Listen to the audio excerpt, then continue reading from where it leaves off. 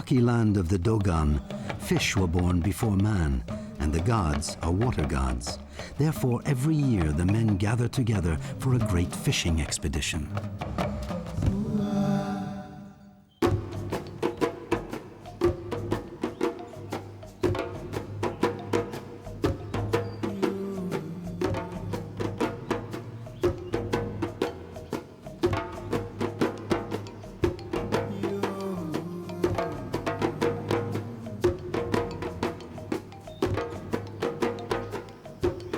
The Dogon arrived in eastern Mali at the foot of the Bandiagara cliff in the 14th century. They settled in the fallen earth below the cliff, under the villages of the first inhabitants, the Telem. The Telem disappeared, and the Dogon used their earthen constructions as tombs. But to settle permanently, a watering spot was imperative. Legend says that the barking of a dog led the ancestors of the inhabitants of Bamba to the Entogo pond. Other men, however, had arrived there before them. To put an end to their violent disputes, the elders decided that once a year, everyone would come together for a collective fishing expedition, which ever since has brought good luck to all the participants. Amadoun is 45 years old. After working for a long time in neighboring lands, he returned to Bamba to assume his responsibilities as chief of a large Dogon family. During the dry season, he repairs his house. In 3 months, his millet culture and his vegetable garden will take up all of his time.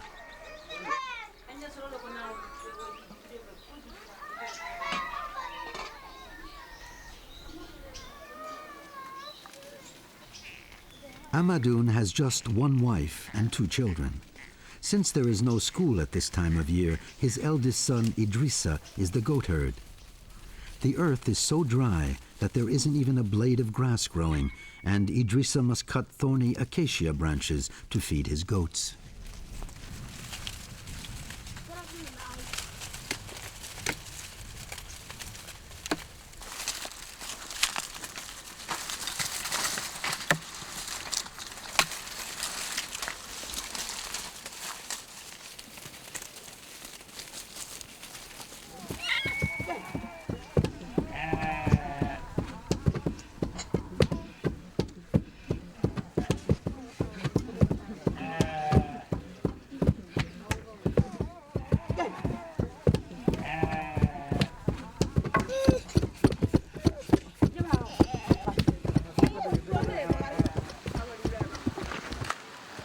Like all the adult men, Amadoun meets with his friends under the traditional discussion tree.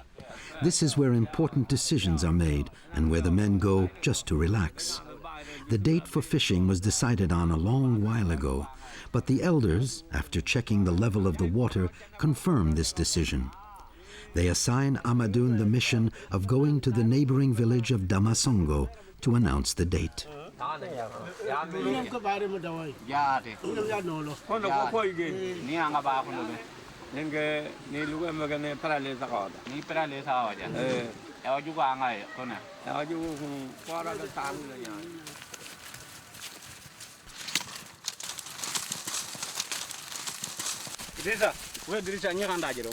Amadoun stops to tell his son that he's leaving. With his eyes lowered as a sign of respect, Idrissa makes it known that he would like to go with his father. He was circumcised the year before, thus giving him the right to participate in this sacred fishing rite for the first time. The dream of every young Dogon in the region. And now, at 13, he feels he is an adult. He wants to go with his father to discover the world.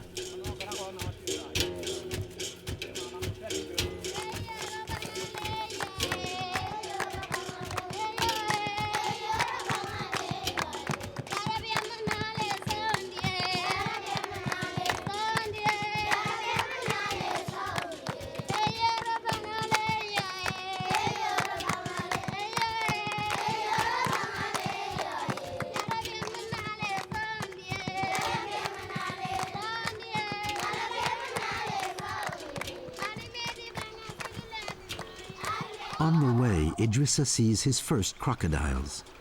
Amadoun tells his son that they are considered sacred in this village because the legend says that one of them helped a man cross a flooding river. Here, it's believed that when a child is born, so is a crocodile.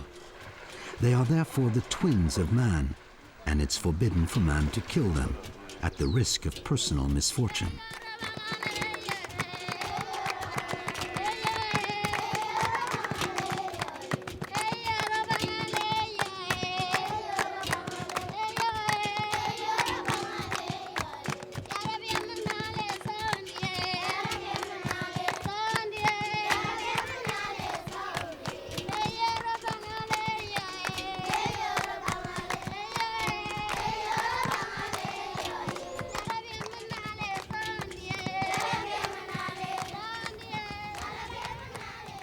Amadoun and Idrissa come to Damasongo. The village is hard to see from below. Everything is the same color. The rocks, the houses, the millet granaries with their pointed roofs all overlap one another. The cliffside villages were all built in difficult-to-reach places, and climbing up or down winding paths is a daily occupation of the Dogon.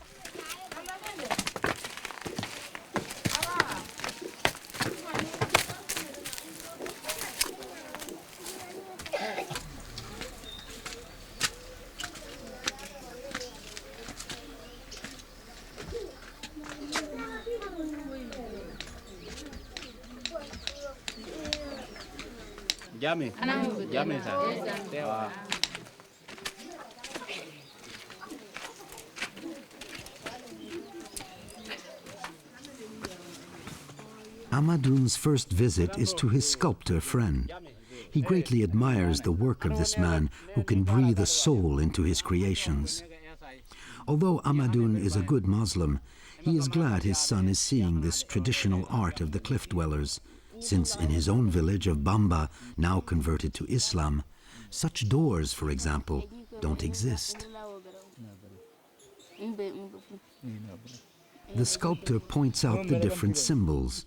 He shows the boy the importance of children to the Dogon, which explains the presence of masculine and feminine faces, and breasts protected by the wavy line, symbolizing the gods of the water.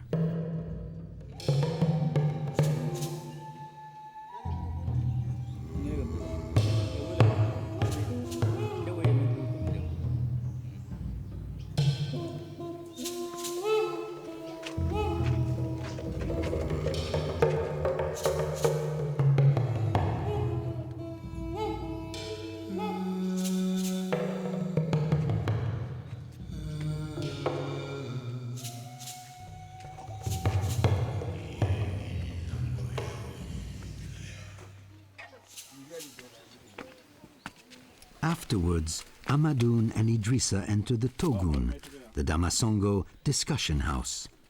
This structure must be square, and the roof, made of a thick layer of millet bunches, has to be low so that no man can stand up in it, thus preventing threats or violence.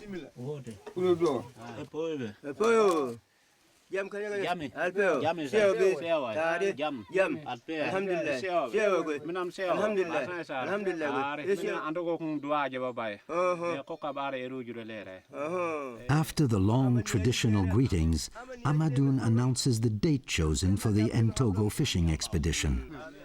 The chief and the Hogan, the village's most important religious dignitary, bless Amadoun for this good news and allow the Togun to be filled with serious and wise words.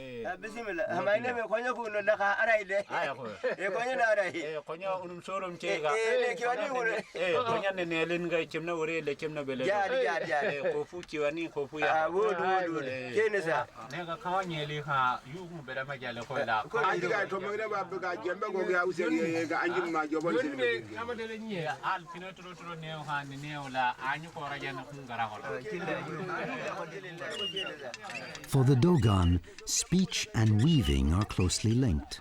The word is in the sound of the pulley and the shuttle, filling the empty spaces between the threads. They say here that the stomach is a forge which manufactures speech.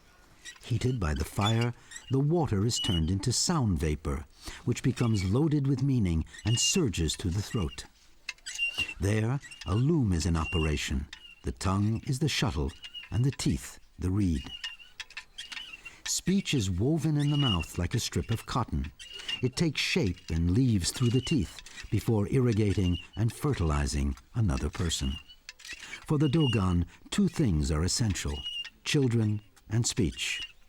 The rolling strip of material is an image of the multiplication of human beings.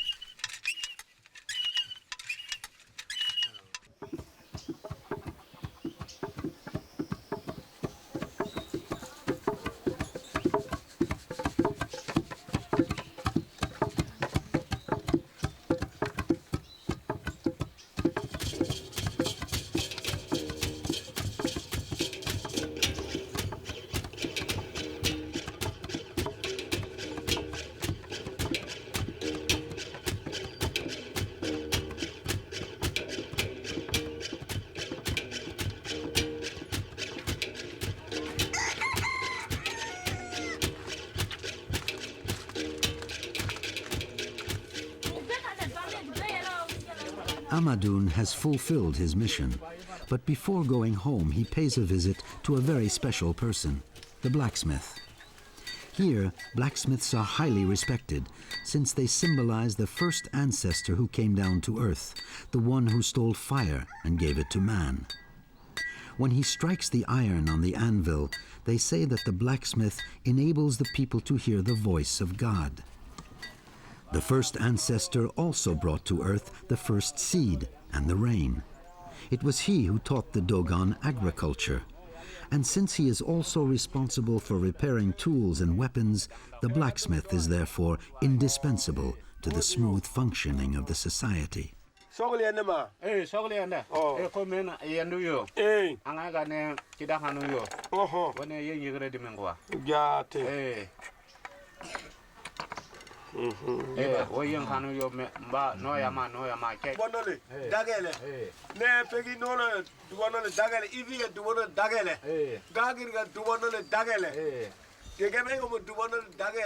Medena daga we. No ya Antogo no yo. Ne no tibi legitimle. Uga uyenninga Daniel ngolo pegi daga en. After a brief lesson, Amadoun learns how to fix the old family rifle himself. He can now go home to Bamba and get ready for the fishing at Entogo.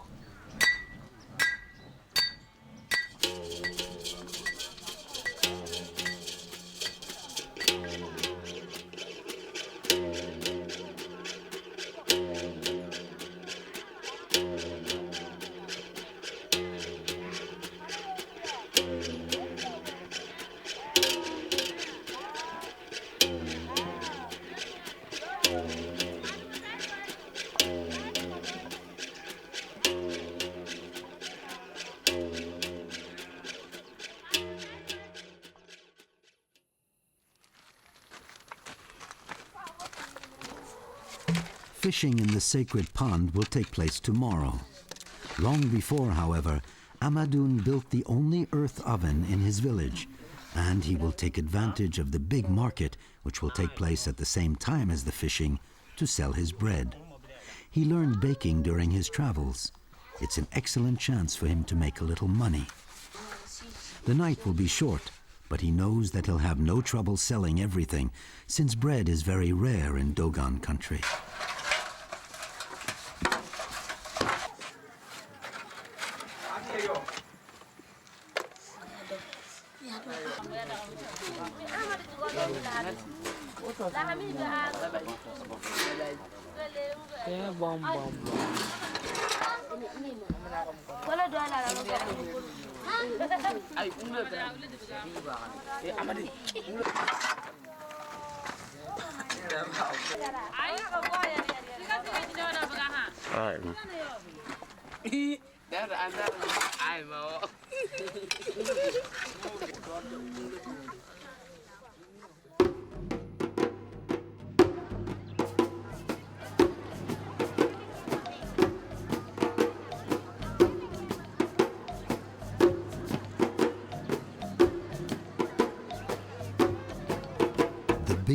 is finally here.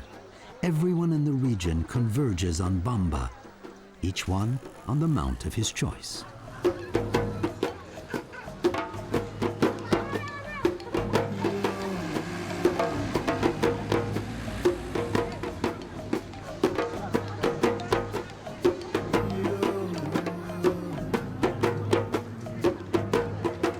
For the women, the real attraction is going to the big market where they can get together on their own, since they're not allowed to go to the pond with their husbands.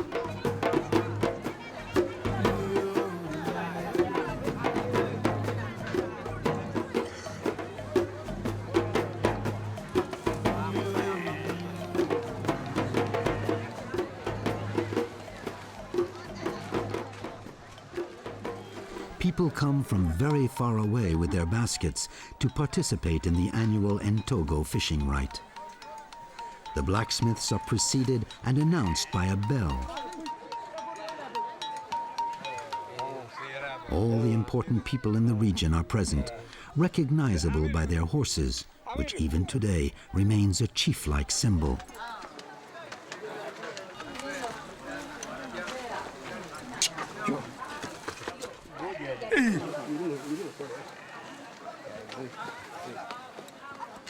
This man is the elder Dogon of the village, the traditional religious chief.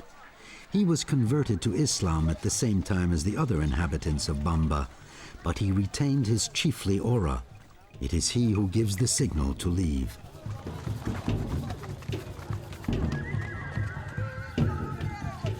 The dignitaries of the region go with him and begin the march to the Entogo pond.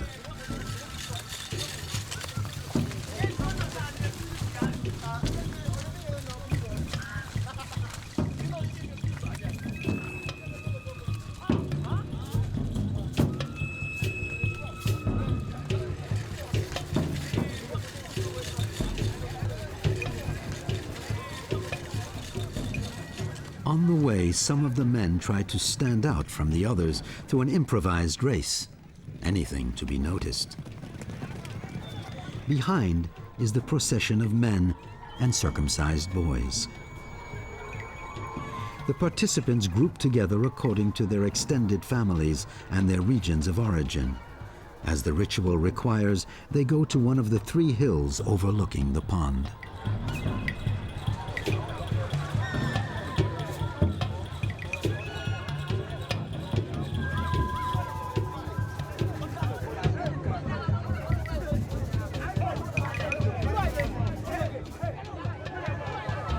When the order is given, the designated family representatives rush to remove the branches that had been carefully placed at the center of the pond so that the fish would be protected from the birds.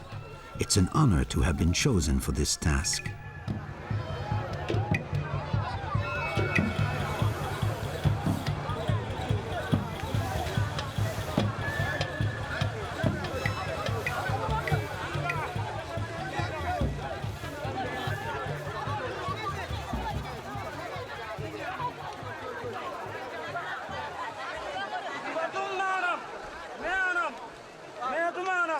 When everyone has returned to his spot on the bank, the chiefs of the 3 large areas of Bamba each speak. They recite the names of ancestral Dogon families and those of the 33 areas which make up the commune of Bamba. These words are sacred and are pronounced from one of the baskets. Some want a souvenir of this moment. The last one to pronounce the ritualistic litany blesses all the participants, regardless of whether they're Muslim or Christian. The end of his speech is the signal to rush into the pond. The reading of this long list reaffirms the unity of the Dogon people.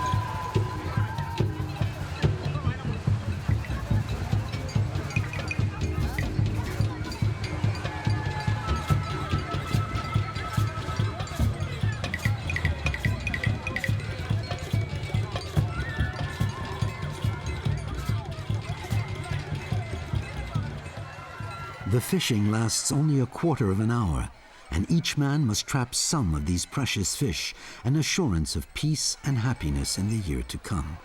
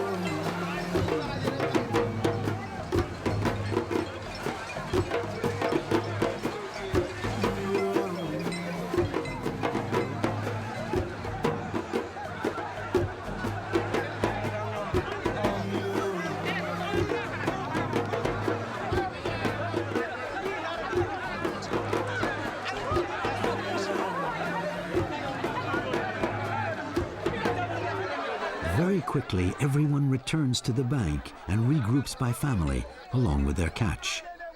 The fish are all put together. They'll be redistributed and shared later. None will be sold. Fish are a symbol of fertility and are often given as an offering to women.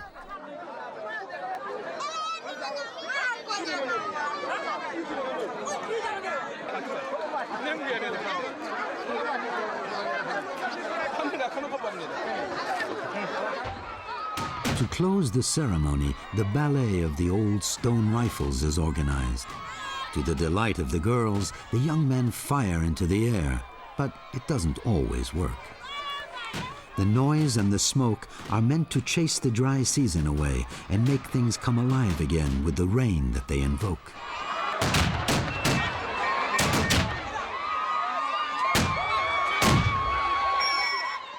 Sometime later, Amadoun goes to see the diviner who draws the fox table in the sand used to predict the future. The fox is one of the sons of God, but at the dawn of time, he wanted to become God's equal and committed incest with the earth, his mother. To punish the fox, God transformed him into an animal and took away his voice. But he left him a sort of language using his paws, with which he made words used to predict the future. By coming tonight, the fox will answer man's questions. Amadoun, outside of the sacred circle, listens respectfully to the mysterious words of the diviner. He's come to ask if the cereal harvest will be successful. Today, for the first time in months, the sky has clouded up. This may be a good sign. But to get the fox's answer, they'll have to wait until tomorrow.